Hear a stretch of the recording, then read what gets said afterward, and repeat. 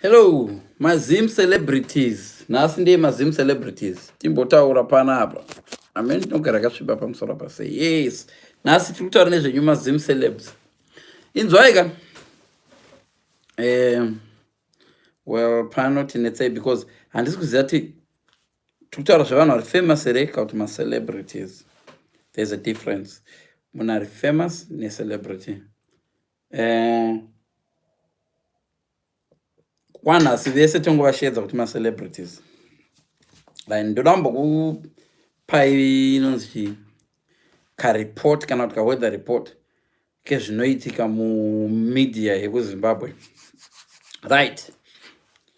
Media yekuzimbabwe yakaita senge ziseko zihombe so zivhiri riri kumova very slowly but really fast. So munhu wese ari famous wekuzimbabwe ari pavhiri zvakaita clock ine manumber 12 mas big one 12 1 2 3 4 5 6 kusvika pana 12 handiti then inoita tumwe tudiki tuma minute kune minute ndikuya second and tuma minute turi between 12 na 1 pane tuma minutes tudiki between 1 and 2 kune ma minutes tudiki. Right, ndo zvakaita vanhu vese vekunyika kwedu kuZimbabwe ndo mamiriro andikati zvakaita izvozvo. So kana uri famous toda ndiwe 12 unganga usingaoni kutenderera kweclock but ziya kuti uri famous kwenguva iyoyo and enjoy the ride. Uchiri pamusoro hazvilasti ufamous hwekuzimbabwe nyange ungava the most talented person haulast forever and haulast long. Ipo pepe saka chongodo chakutemera kuti kana uri famous uri celebrity toda ndiwo wakabata chimuti pavhikiroro try as much as possible kurikita mari ipapo kana une maviews une YouTube link ita show ipapo usamirira promote nemunhu ita show ipapo boom uchirova ne YouTube yako iwewe channel yako quick kana kuti munhu unotrust ukanonoka tinorova neYouTube yedu isusu tikashandisa fame yako kuita mari kana chiti tindi nongora kuti kune vamwe vanokwanisa zviita. Right, so there's nothing wrong with that but usafa wakafunga kuti kana une chimuti uchagara unacho.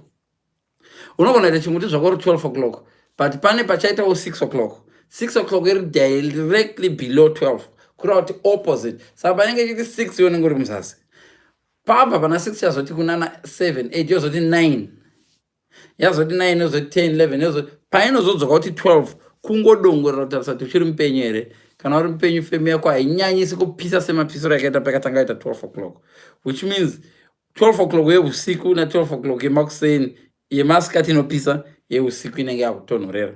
Saka fame ndo zvakaita vanhu vanoita mistake macelebrities ekuzimbabwe aya yekuti anofunga kuti ndiri famous ndichagara ndiri famous. Mafans ekuzimbabwe ndo vanodai so akabururuka takaenda akahumba mahumba achihenda achidididi anobhururuka unomara uko the same fans idzodzo achiti like malove dzogona kuti boom unotovanzwa achitoti nhasi ndiri board hakuna ane live here.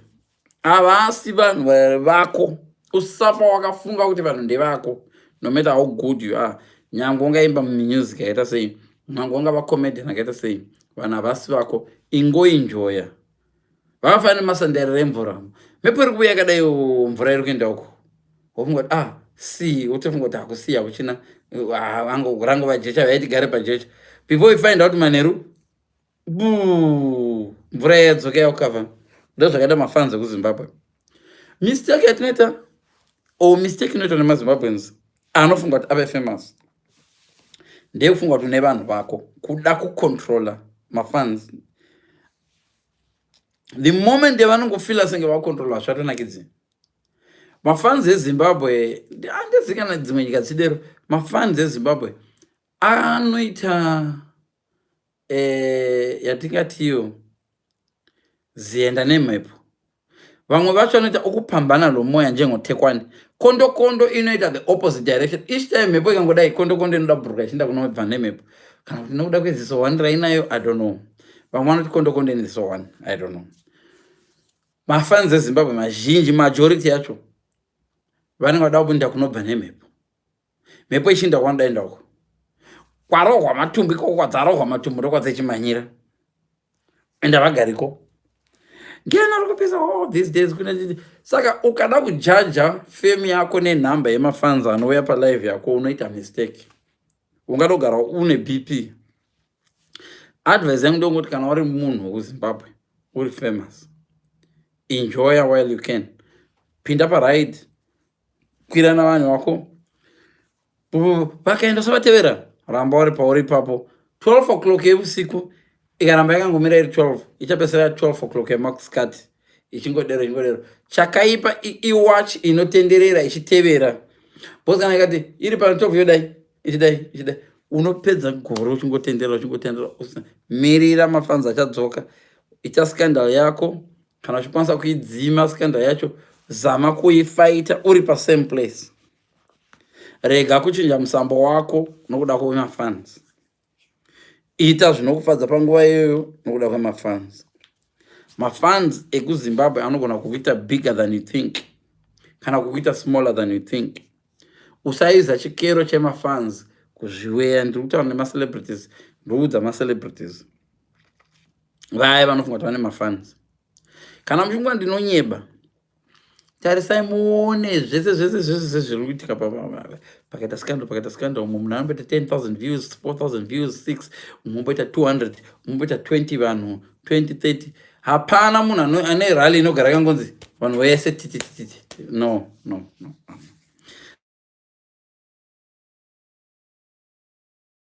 Munhu anofunga kuti maybe wa famous kuZimbabwe, just enjoy the ride panguva iyoyo. Mbiri yeZimbabwe haigarise, ine time yanongobva mbiri yekuZimbabwe. Wakanga iwewe waita scandal, ngaikuwana uri pauri ipapo. Mira pachokwadi chako iwewe nescandal yako.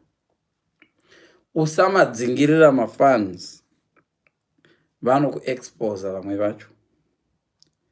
Usadzingirira news dzemafans kuti mafans ari kuti ngavakuwane papeji rako ipapo.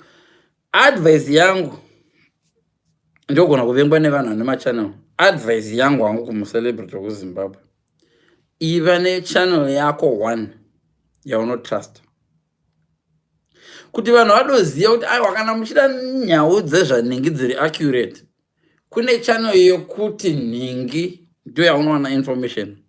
Pika munhu wakaunotrust kana kuita yako channel chacho. Kuno undosiona macelebrities akanyorerwa chikiribidi ye zvanyogwa chikuno. Kune news dzavanotaura kuti this was official, this is from the official source. Information taiwana pa official page pake. Iva neofficial page yako yausingadzingirire mafans kuti hapana wera neTV ndizo air maviews. Unoita kupisigwa musaga. Wakaenda pavanhu vanotengesa macoffin, wafirwa uchitsvaga kuti uitirwe discount, havaite izvozvo. Vanotengesa macoffin. Kufirwa kwako whether munhu wacho apa chikachiwa chavanongotengesa macoffin. Havana offer yekuti chitunha chokutanga chinowina prize, kutonhorera kudii. No. Havasi vese vanokupana chitunha chinopiwa prize.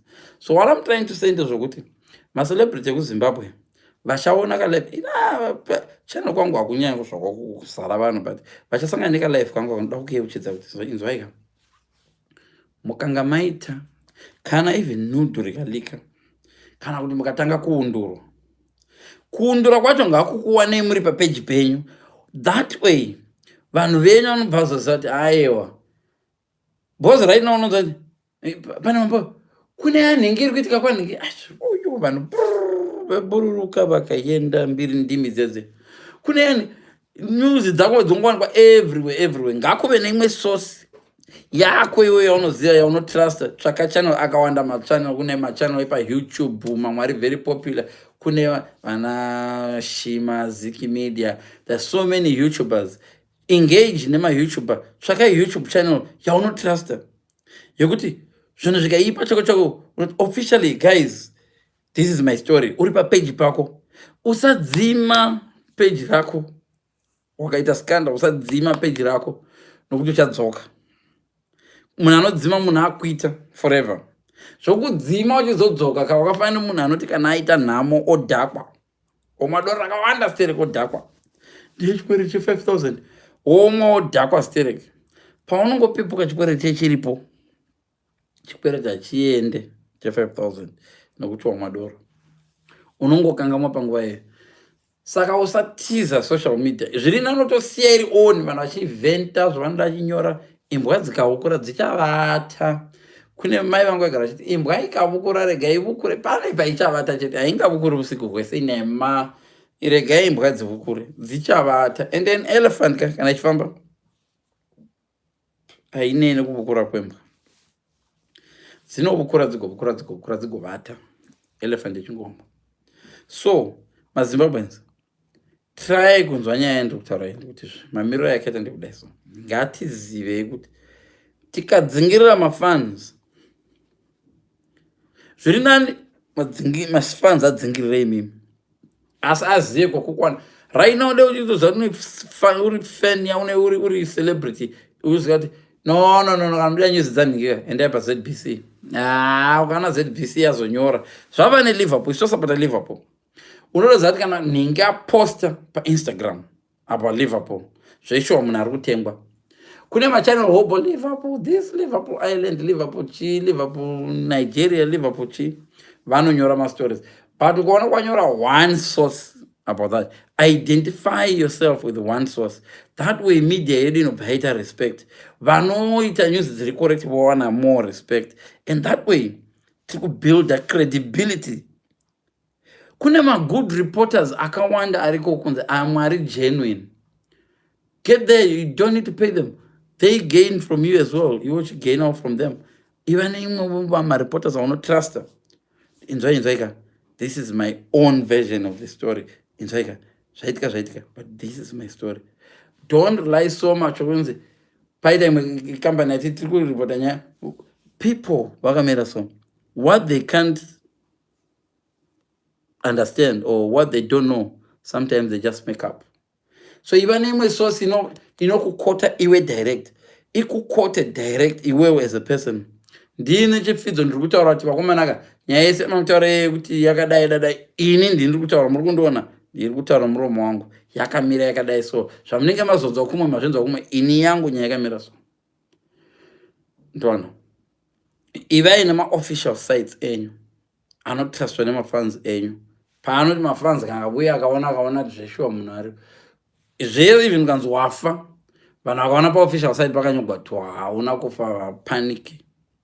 Poi news dzongobuda chero dzabuda nako chero kwadzangobuda nako eni munhu angoita uka YouTube wadongonyora nezvako hapana an official site. That's what I was saying. Tine good reporters hobo identify kana muchita ndokutsvakira ini ndinoziva my good reporters, very very good channels that I can refer to. Uyu channel iyi ngaikujairire kuripota zvinhu zvako uchiripota zvinhu zvako.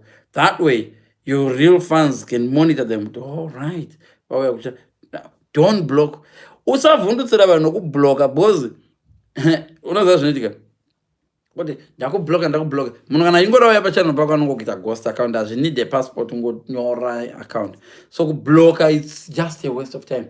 Rega vaite zvane rega. In fact zviri nani kufamba nepaguva remuvengi wako than kana zviri nani kutamba uri paguva remuvengi wako than kupfuura nepanogara muvengi wako singazivi vakafa mupenyu kanzi tamba nemwisi weshumba yakafa zviri nani pane kutamba nemuromo weshumba yakafa zviri nani pane kutamba nemuswe weshumba menyu. Yeah, I think ndazogona. Zviri nani kutamba nemuromo weshumba yakafa than kutamba nemuswe weshumba menyu. Kutamba nemuswe weshumba menyu ikachebuka inokudya yakafa nyange ukadai muromo kadai kunzi wadopinza ruoko ikadai inozvikuruma yakafa iri nani pashumba menyu irikutamba tamba zviri nemuswe yakatarira uko don't worry yakatarira ikachebuka inokudya nzara ikaibata uchitamba zvingatoda zvangu kutamba neshumba yakafa ndichibata musoro nchidididi than kutamba nemuswe weshumba menyu. Thank you so much, guys. Kana kwarakala kadeki I don't know kana ndagona kutaura zvandachida kutaura, but ivai nemamwe machannel kuti vanhu vanova nesource yekuti aiwa zvinhu zvataura zvino ndezvechokwadi bosi tazviona pachannel yokuti, because machannel akawandisa ende vamwe vanonyora zvavangoda ende kana vaona maviews ndo zvavanongoda. Anoita live achitaura wrong information about you by the time unobuda. Kana uchikotewa ukakotewa uri pachannel yaunotrust unokwanisa kuti ndokumbira zvemubhise zvamaposta zvezve kana time ichipo than munhu angonyora random aumubudze zvokubhisa if ena anoda kuwedzera. Tionai munhu yanga atinyengera ndibhise. Thank you so much, guys. Tuonana pamberi apo. Bye bye.